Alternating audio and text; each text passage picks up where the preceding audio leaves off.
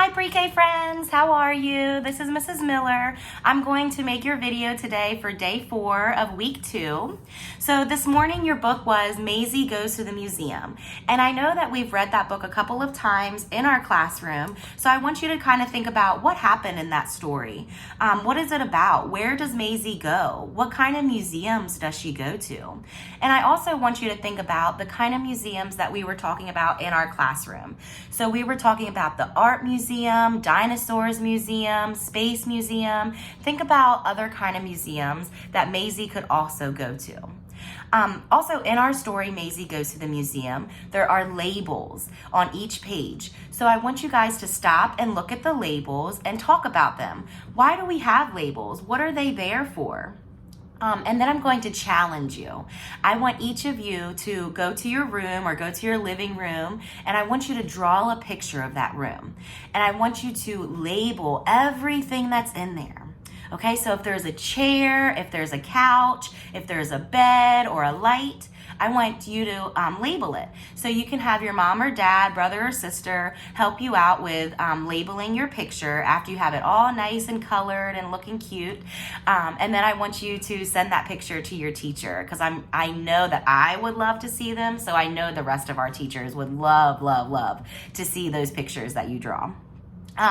After you get done with that, you're going to move on to math. And in math today, you will need your colored squares cut out. So if you have them printed out from the packet online, or if you went to the school and picked it up, or you can just have your own colored squares that you've cut out. And then you'll also need your number cards. And this is just a counting game.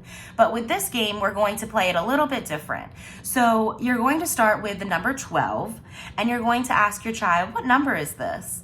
And you can kind of give them hints like, oh, it comes after 11 or it comes before 13, and try to get them to tell you what the number is.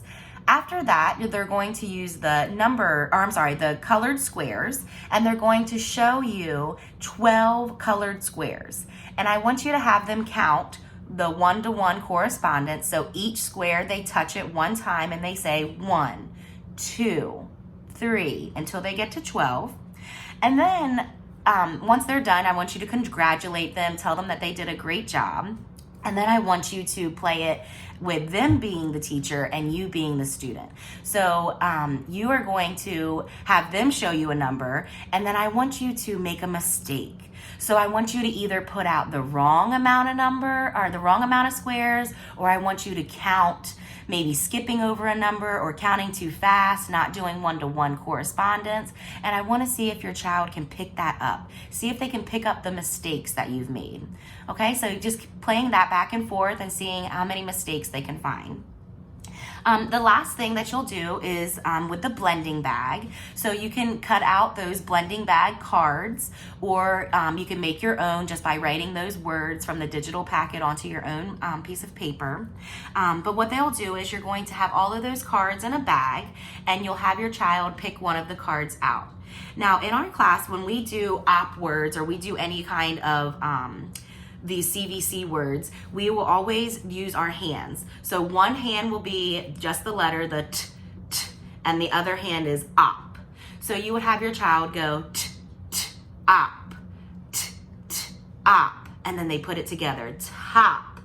Okay, so have them go through all of the cards that were in that bag and have them do that activity so that they can get all of the words to come together. And then I want you to challenge them to come up with any other op words that they can think of, like maybe stop, and have them draw a picture that wasn't already included in the packet.